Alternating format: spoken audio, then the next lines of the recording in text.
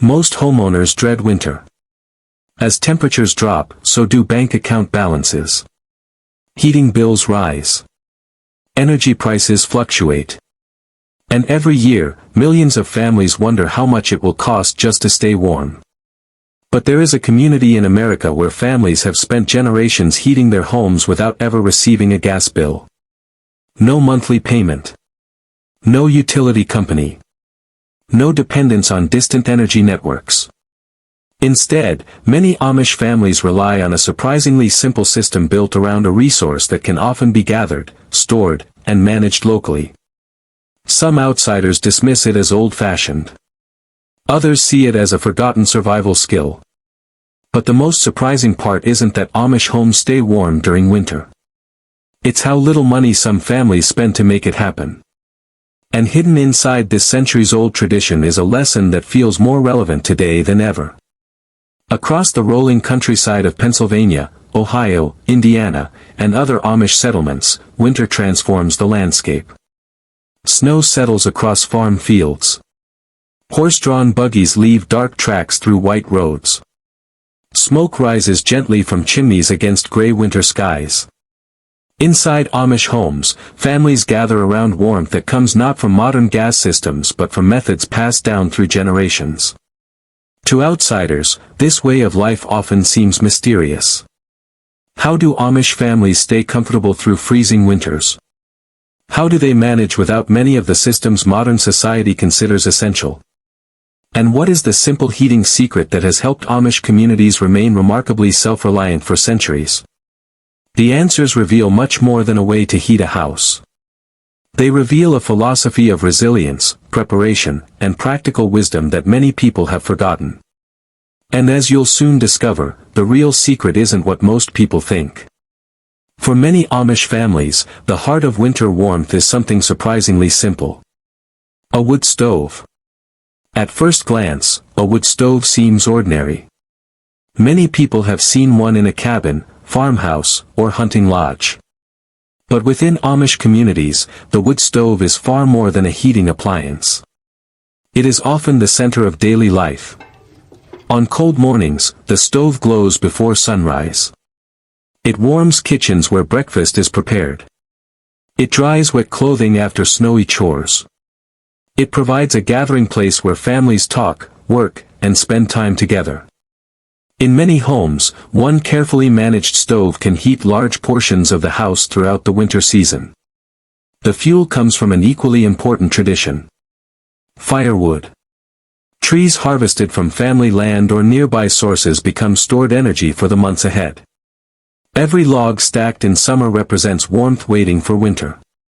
While many modern families purchase energy only when they need it, Amish families often spend months preparing long before cold weather arrives. And this is where things become even more interesting. The heating system begins long before winter ever arrives. During warm months, Amish communities often engage in a seasonal ritual that outsiders rarely think about. Wood gathering. Throughout spring and summer, trees may be selected, cut, split, and stacked. Rows of neatly arranged firewood become a familiar sight across Amish farms. These stacks are more than piles of wood. They are winter security. Every piece must dry properly. Every stack must be protected from excessive moisture. Every family calculates how much fuel will be needed when temperatures begin to fall. This preparation creates something modern utility systems often hide from consumers: awareness. When energy arrives through a pipe or electrical line, it is easy to forget where it comes from. But when heating depends on physical wood stacked behind a barn, energy becomes visible. Every log represents future comfort. Every hour spent preparing reduces future dependence. What happened next surprised many outsiders who studied Amish communities. The benefits extended far beyond lower costs. The title mentions a $4 trick. Of course, there is no magical $4 device that instantly heats an entire house. The real secret is far more practical. Many Amish families use inexpensive tools that maximize the efficiency of wood heat. Simple stove thermometers. Heat-powered fans. Cast iron cooking surfaces. Well-maintained stovepipes. Carefully insulated spaces. Sometimes a small, inexpensive improvement can dramatically increase how effectively heat circulates through a home. The Amish mindset focuses less on buying expensive solutions and more on making existing resources work better. Instead of asking, what new technology should we buy? The question becomes, how can we use what we already have more efficiently? That philosophy often saves far more money than any single product ever could. But the real story goes deeper than saving money. Because warmth in Amish communities is connected to something much larger. Imagine a winter evening on an Amish farm. Outside, snow drifts across open fields. The wind moves through bare trees. Darkness settles over the countryside. Inside, lantern light reflects against wooden walls. A stove radiates steady warmth. Children read or complete schoolwork. Parents finish household tasks. Grandparents share stories from earlier generations. The heat source becomes a gathering point. In many modern homes, family members may spread into separate rooms connected to individual screens. But the traditional Amish layout naturally encourages togetherness. Warmth is shared. Space is shared. Time is shared. This creates something difficult to measure but incredibly valuable. Connection. The stove does more than heat a house. It helps shape daily life. And the most remarkable part comes later. Because this tradition has also helped Amish communities remain resilient during unexpected crises. Every year, storms knock out power grids. Ice damages infrastructure. Fuel shortages occur.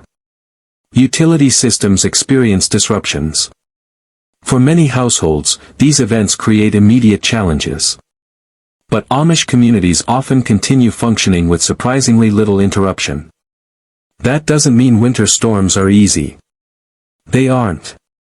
However, families who already depend on wood heat, stored food, hand tools, and local resources frequently experience fewer disruptions than people who rely entirely on external systems. Their preparation creates flexibility. Their skills create options. Their routines continue largely unchanged. A wood stove doesn't require a complex network of pipelines stretching hundreds of miles. It depends on fuel already stored nearby. This is one reason many emergency preparedness experts admire certain aspects of Amish self-reliance. Not because Amish life is perfect, but because it demonstrates the value of maintaining practical skills that remain useful under many circumstances. And this leads to another important question. Why have these traditions survived for so long? Many people assume Amish communities reject modern conveniences simply because they dislike technology. The reality is more nuanced. Amish decisions are often guided by a central question. Does this change strengthen the family and community? Or weaken it? Technology itself is not always the issue. The impact of technology is what matters. When evaluating new systems, Amish communities often consider how those systems affect independence, relationships, faith, and daily life. Wood heating fits naturally within these values. It encourages preparation. It relies on local resources.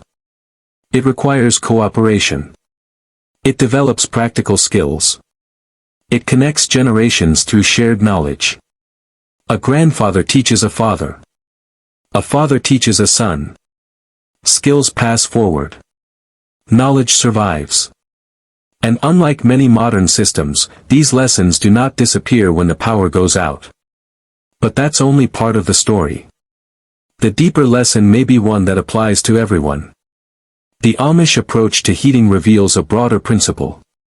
Resilience often comes from simplicity. Modern society frequently solves problems by adding layers of complexity. More devices. More subscriptions. More services. More dependence on systems we do not control. The Amish often move in the opposite direction. They ask whether a simpler solution already exists. Sometimes it does. That doesn't mean modern technology is bad. Many innovations improve safety, health, and quality of life. But the Amish example reminds us that complexity is not always the same thing as progress. Sometimes a simple tool maintained well can outperform a complicated system maintained poorly. Sometimes preparation matters more than convenience. And sometimes the most valuable knowledge is the kind that still works when everything else stops working. Most viewers are not going to become Amish. And that's not the point. The value lies in understanding the principles behind these traditions. One lesson is preparedness. Amish families often think months ahead. They prepare before they need something.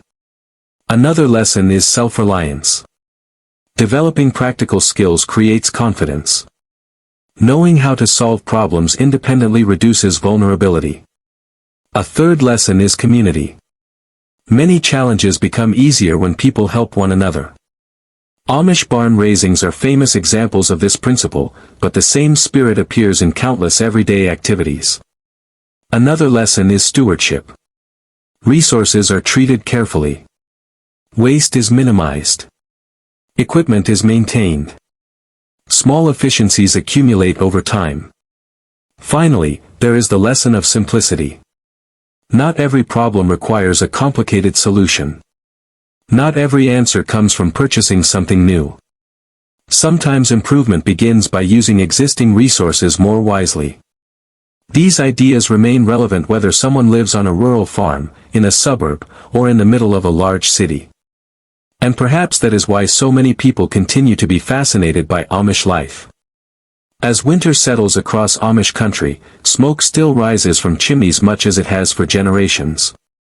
Families continue gathering around warm stoves.